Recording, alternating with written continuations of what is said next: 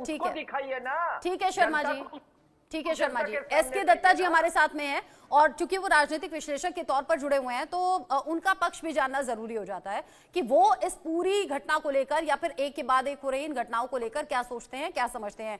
SK Dutta जी, आपसे मैं सवाल करूं उससे पहले मेरे जहन में भी कुछ बातें हैं। पश्चिम बंगाल में ममता बनर्जी का लगातार जीतना, इसका मतलब ये बिल्कुल नहीं है कि उन्हें सिर्फ और सिर्फ मुसलमान सपोर्ट कर रहे हैं, उन्हें हिंदुओं का भी बढ़ चढ़कर सपोर्ट है, इसीलिए वो बार बार सरकार में रिपीट होती हैं, लोगों का समर्थन साथ में है। फिर कौन वो लोग हैं जो बार बार ये भ्रम फैलाते हैं, क्योंकि खबर ऐसी भी, अगर वो इफ्तार पार्टी में जाती हैं तो वो दुर्गा पंडाल के लिए भी जाती हैं और दुर्गा पंडाल में शामिल भी होती हैं, वहां के लिए फंड्स भी देती हैं।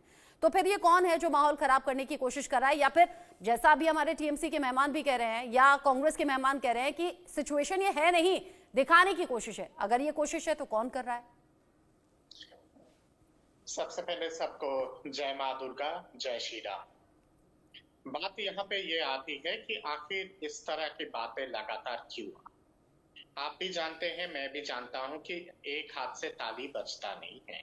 ताली बजाने के लिए दोनों हाथों की आवश्यकता होती है।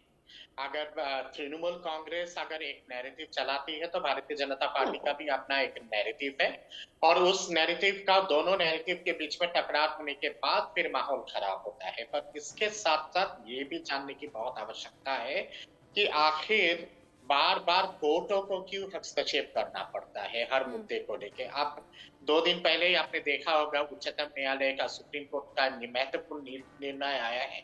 टीचर के जो दाखिला हुआ था और नॉन टीचिंग स्टाफ का जो दाखिला हुआ था, सुप्रीम कोर्ट ने बाकायदा रद्द कर दिया है। यानी कि कहीं ना कहीं पे चीजें गलत हुआ था, इसलिए तो रद्द हुआ है। कलकत्ता हाई कोर्ट को बार बार हर चीज पे हस्तक्षेप क्यों करना पड़ता है?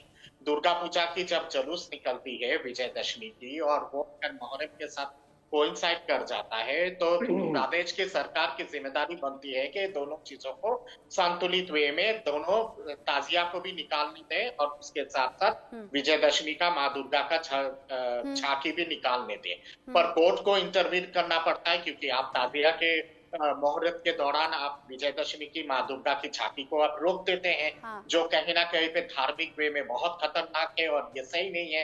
हजारों लोगों का, लाखों लोगों का आस्था का विषय है। तो एक बार नहीं 2 बार हुआ है। यानी आप कह रहे हैं कि पक्षपाती ममता सरकार यहाँ पर नजर आती है, ताजिए का जुलूस कहीं ना कहीं पे नजर आती है। बायस तरीका है यहाँ पर। आप सभी मेरे साथ में रहिएगा। देखिए, पश्चिम बंगाल में ऐसा बार बार होना, जब हिंदू मुस्लिम 2 गुटों में बटे हुए नजर आए या